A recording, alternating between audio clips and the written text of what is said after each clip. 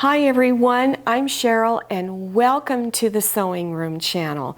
I'm going to demonstrate how to make a really easy placemat. It is super easy. And you can see I've got rickrack as a decorative trim just to make it look more festive. Now for this placemat, all you need is a half a yard of fabric for each placemat. Keep your fabric folded before you cut it so that you can cut both the front and back sides of the placemat out at the same time. You'll also need about a 14.5 by 18.5 piece of fusible interfacing for each placemat. And then it takes a little less than one package of rickrack for each placemat. Okay, let's get started. I like to make my placemats a little bit larger than most people do, but remember, there's no rules on what size your placemat should be, so you can cut them any size you want. So what I've done is I've cut two pieces of fabric that are 18.5 by 14.5 inches. I also cut out a piece of lightweight interfacing, fusible interfacing that is also 18.5 by 14.5 inches. Now, there is a rough side to the fusible interfacing, and the other side is very smooth. So the rough side is what goes against the back side of your fabric. So you're going to put this on just one of your fabrics, and then follow package instructions for fusing it on. Now I'm using 1/2 inch wide rickrack. You can use the narrower rickrack. It's kind of hard to find, so this is really easy to find. My rickrack came from Walmart, but not all Walmart stores carry fabric and craft items.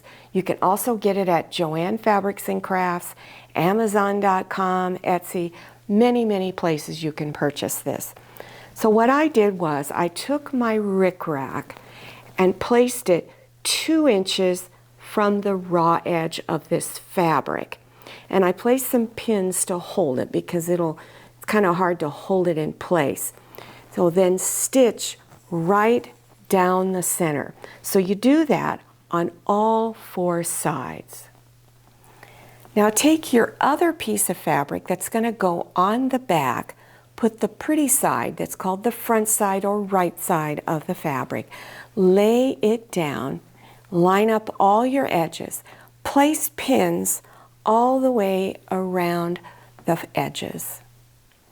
After pinning your edges, you want to indicate an area that's going to be large enough to get your hand inside that you're not going to stitch over, because this is where you're going to turn it front side out. So I have 2 pins on one side and 1 pin on the other side. The 2 pins is where I'm going to stop stitching, because if you don't do this, you might wind up closing the whole thing up. So start here, back stitch, stitch down to the corner. When you're 1/4 inch away from this edge, leave your needle down, lift the presser foot, and turn your fabric. And do that at all the corners. Then stitch around all 4 edges. When you get to the 2 pins, back stitch. After you've done your stitching, then go ahead and trim the corners down to about 1/8 of an inch wide. So I cut a little bit off all 3 little areas. Do that on all your corners. Then come into your opening and turn it front side out. Make sure you go in and poke your corners out. Then here's where my opening was. Fold those edges inside so that it's even across here. And then do a good pressing all over the placemat. Then put a few pins to hold this closed, and then stitch around all the edges about 1/8 of an inch from the edge. You're going to do that on all 4 sides, and then you're done. Well, I hope you enjoyed this tutorial and you learned something new. I also hope that I've inspired you to make these placemats for the holiday season. You can use this same technique for Thanksgiving placemats as well as your Christmas placemats.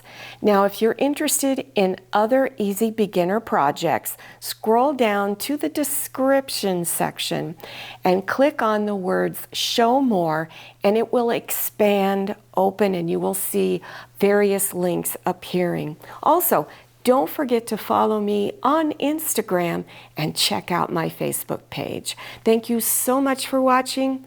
I'll see you next time, and happy sewing.